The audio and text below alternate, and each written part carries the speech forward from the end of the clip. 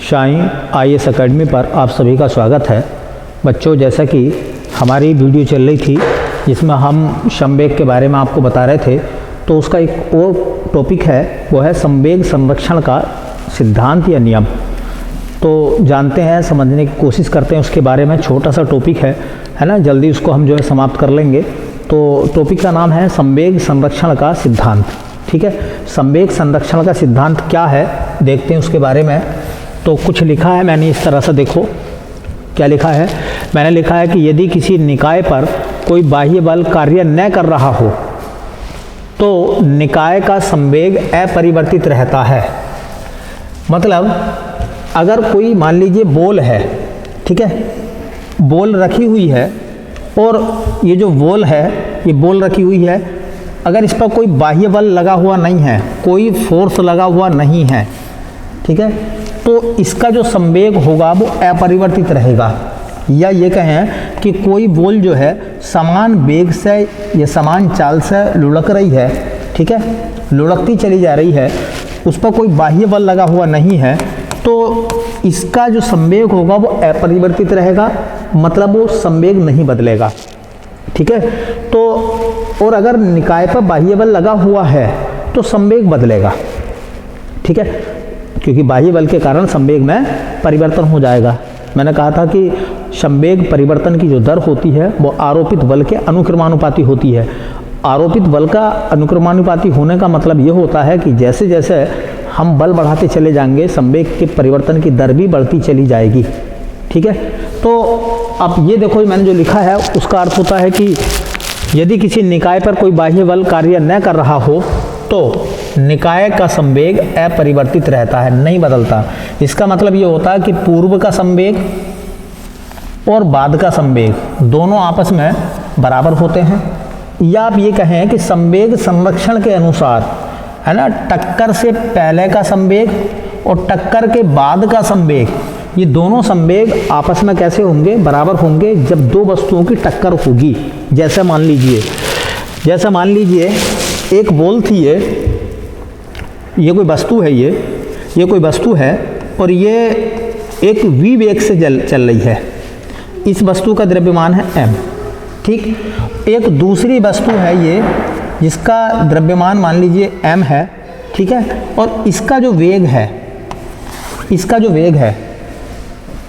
इस वस्तु का जो वेग है, ऐसा मान लें, अंकों में मान लें इस वस्तु का द्रव्यमान 2 है और इसका वेग जो है वो 2 मीटर प्रति सेकंड है।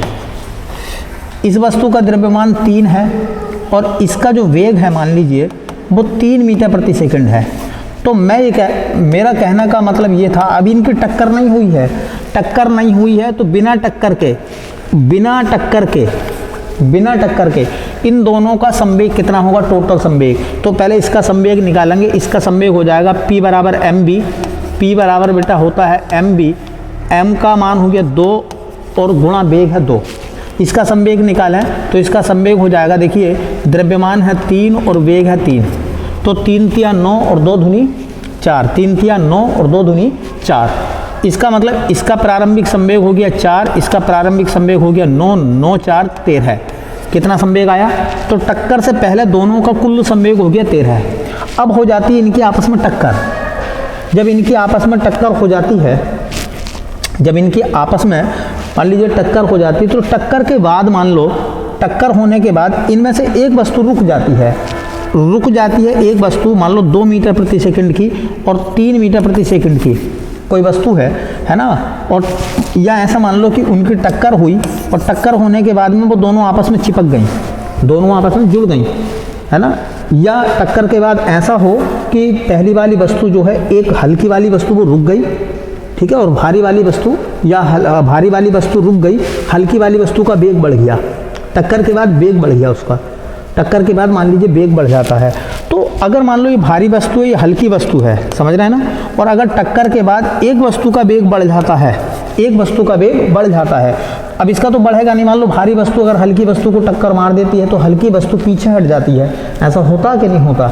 ठीक है, तो मान लीजिए एक वस्तु रुक गई, ये वस्तु रुक गई, तो रुकने के बाद इसका वेग हो गया 0 और इसका वेग मान लीजिए तेजी से टक्कर लगी और इसका वेग बढ़ गया, ठीक है, आमने सामने की टक्कर है, या मान लो पीछे से आते हुए इसने इसको टक्कर मार दी, तो इसका वेग क्या हो गया, इसका वेग जो है बढ़ गया, इसका वेग बढ़ गया। अब मान लो जो भी इसका बढ़ा हुआ वेग है x, वो कितना वेग इसका बढ़ेगा, अगर इस बात को कैलकुलेट करना है तो हम क्या काम करेंगे, पहले दोनों का शुरू का संवेग निकालो, फिर बाद में दोनों का संवेग निकालो और दोनों संवेगों का जोड़ कर दो, तो जितना पहला संवेग था दोनों का उतना ही बाद में दोनों का संवेग रहेगा। इसका मतलब संवेग अपरिवर्तित रहेगा, संवेग बदलेगा नहीं, ठीक है। इसी को बोलते हैं हम संवेग संरक्षण का नियम, ठीक है। क्या बोलते हैं, संवेग संरक्षण का नियम कहते हैं। टक्कर से पहले भी संवेग जितना था उतना ही टक्कर के बाद का संवेग होगा, तो वो कहलाएगा संवेग संरक्षण का नियम। ये बहुत काम की बात है। देखिए संवेग संरक्षण का नियम जो है, हाँ, वो कहाँ कहाँ अप्लाई होता है। तो ये सवाल पूछा गया कि जो बंदूक है वो किस सिद्धांत पर काम करती है, तो हम कह सकते हैं संवेग संरक्षण के सिद्धांत पर। तोप किस सिद्धांत पर काम करती है, तो तोप सिद्धांत पर काम करती है। और पेपर में ये बहुत आता है कि बताइए रॉकेट किस सिद्धांत पर काम करता है, तो रॉकेट किस सिद्धांत पर काम करता है, संवेग संरक्षण का सिद्धांत, या आप ही कह सकते हो क्रिया प्रतिक्रिया का नियम, न्यूटन का तीसरा नियम, क्रिया प्रतिक्रिया का नियम। अब देखो बंदूक संवेग संरक्षण के सिद्धांत पर कैसे काम करती है, पहले समझते हैं। जैसे बंदूक है वैसी रॉकेट है, वैसी तोप है। बंदूक है ये, ठीक है, बंदूक है, बंदूक में आपने गोली डाली, ठीक, क्या डाली, गोली डाली। तो देखिए बंदूक और गोली दोनों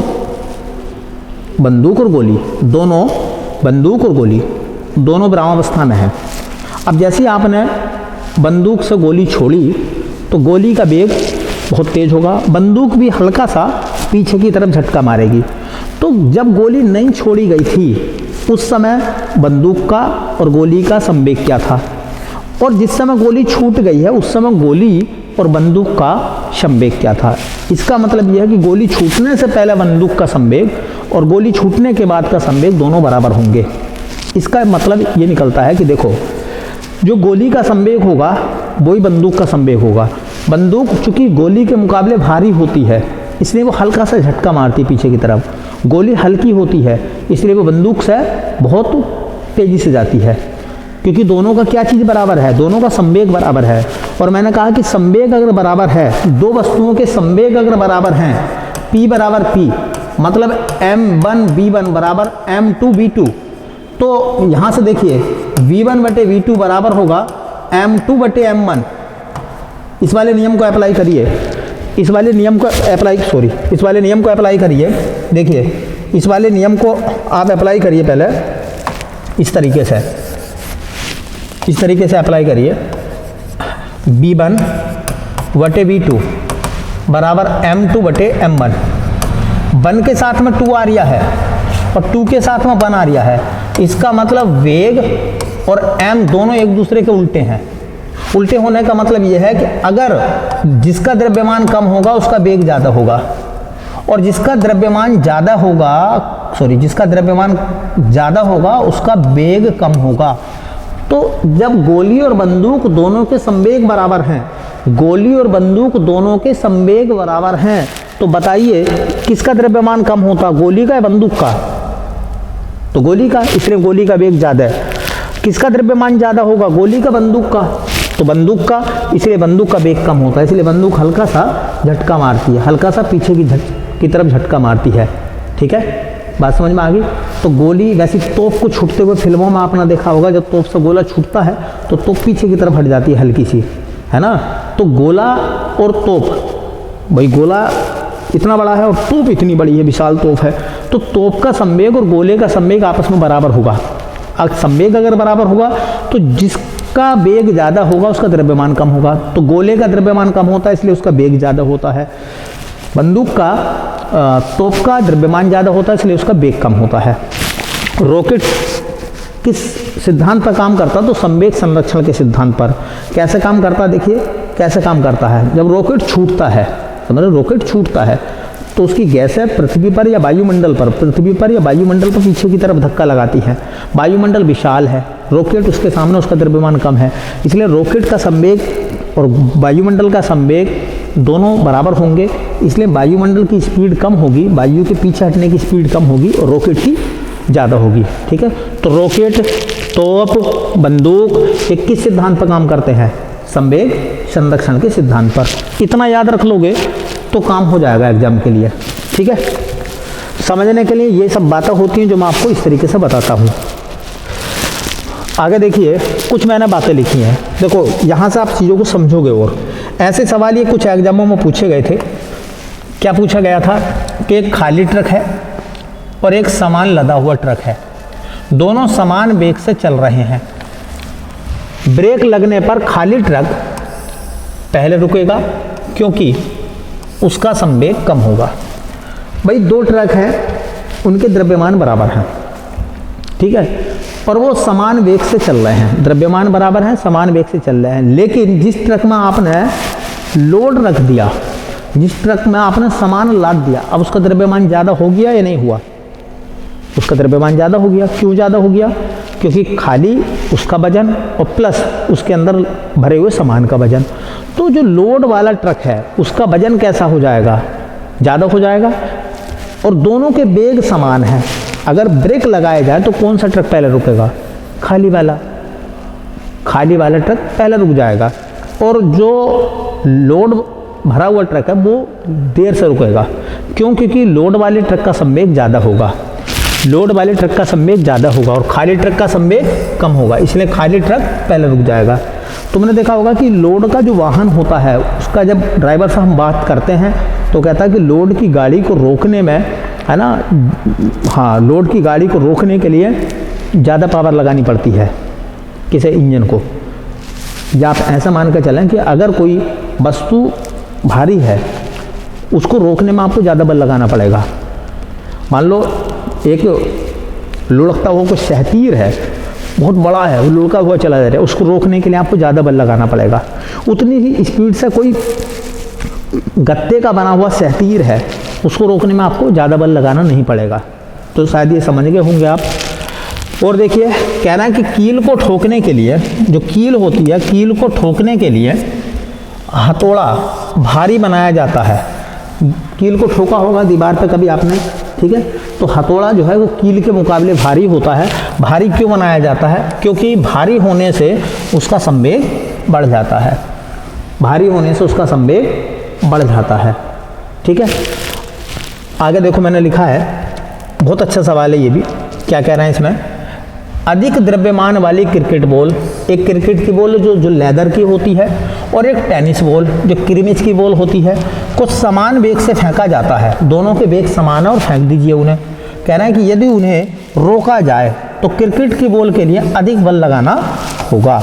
क्यों लगाना होगा क्रिकेट की बॉल के लिए अधिक बल आपको भैया? क्योंकि क्रिकेट की बॉल का द्रव्यमान ज़्यादा होगा, वो भारी बॉल है, और जो लेदर जो बॉल है टेनिस वाली, वो हल्की बॉल है। तो सवाल ये निकल कर आता कि अगर भारी वस्तु है और एक हल्की वस्तु, दोनों समान वेग से लुढ़क रही हैं, समान वेग से लुढ़क रही हैं, तो किसको रोकने में आपको ज़्यादा बल लगाना पड़ेगा? जिसका संवेग ज़्यादा होगा। और संवेग किसका ज़्यादा होगा? जिसका द्रव्यमान ज़्यादा होगा।